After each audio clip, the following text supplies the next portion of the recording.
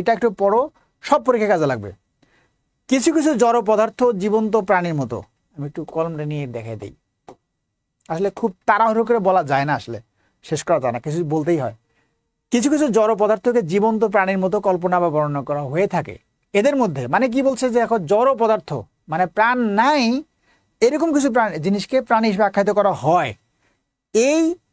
এদের মধ্যে জড় বস্তুগুলোকে পুরুষবাচক ম্যাসকুলিন জেন্ডার হিসেবে বিবেচনা করা হয়। অর্থাৎ জিনিসটা হচ্ছে জড় পদার্থ, কিন্তু এটাকে পুরুষবাচক হিসেবে আখ্যায়িত করা হবে। বলবে নিচের কোনটি ম্যাসকুলিন জেন্ডার, উত্তর দিতে হবে। কি সেটা দেখো পরীক্ষা আসে। একটা হচ্ছে সান, সূর্য। সূর্য সান, সান কি ফেমিনিন ম্যাসকুলিন নিউট্রাল জেন্ডার।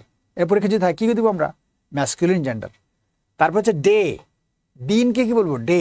সান আমি লিখে দিচ্ছি, sun day, it is masculine gender.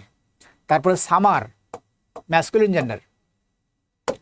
Winter,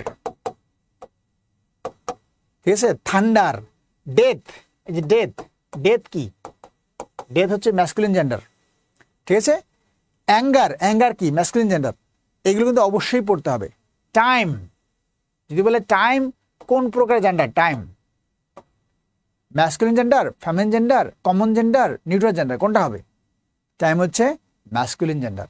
ওকে, এইভাবে আরেকটা দেখবো আমরা, যেগুলো কিছু কিছু জড় বস্তু আছে যেগুলো হচ্ছে কমনলিতে প্রকাশ করে। যেমন ধরো